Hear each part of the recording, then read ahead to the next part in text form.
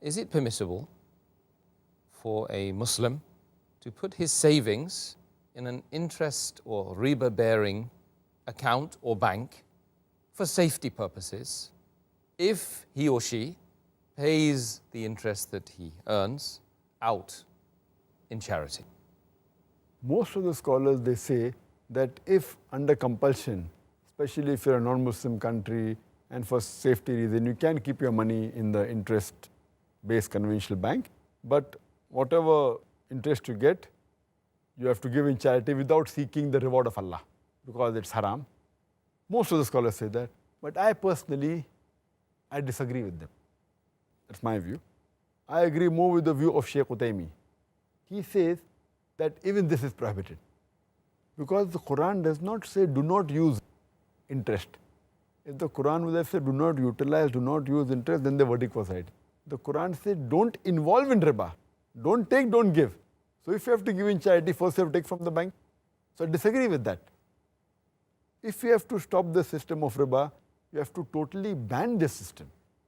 We can't say they'll put for safety and then I'll take the money and give on charity. Indirectly, you're encouraging them. Because the moment you open an account which has got interest, you are signing and giving them permission that you're agreeing with interest with riba. That itself is a sin. So Allah's curse will be on you. Allah and Rasul will wage a war against you.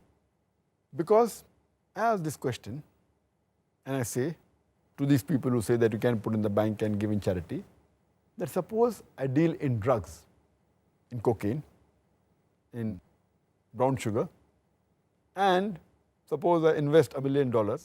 Every month I make a profit of $1 million, and the complete profit I give in charity to the poor people. When I asked, is it allowed? They said, no, it's haram. I said, why?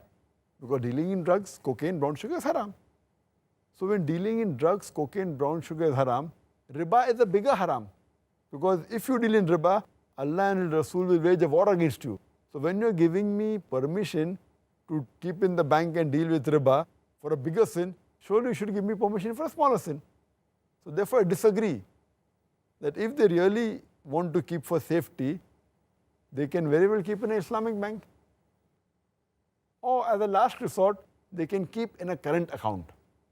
There are some accounts in the bank which are accounts which don't give interest. They call it current account. There's no interest at all in that. That as a last resort you can keep, but only keep that money which is required for rolling, because I know that being in different countries, like in India, in UK, you have to deal with checks, etc. So if you're a businessman, keep only that much amount which is required for rolling. Otherwise you can invest it in property, in real estate, in stocks, whatever it is. And the least, if you want for security, you can take a locker and keep hard cash in the bank. I know it's foolish, but yet it is better than involving in riba. At least you'll be safe from Allah and His Rasul. Otherwise they'll wage a war against you. As a last resort, if you really want only security, take a locker which will cost just a few hundred rupees a month or a couple of thousand rupees a year and a few pounds if you go to UK. Take that locker, keep your money hard cash. Declare to the government, no problem, but keep hard cash if you really want security. But taking riba and even giving in charity because they're encouraging the system of riba, I consider that to be haram. Okay, I mean, in the UK, alhamdulillah, we do have a few banks now coming up, by the way. So may Allah subhanahu wa ta'ala help us to encourage those organizations to do non-interest bearing. Pray to Allah subhanahu wa ta'ala, may these organizations be on the straight path. Ameen. Ameen. See to it that they're truly interest-free. Inshallah. Inshallah.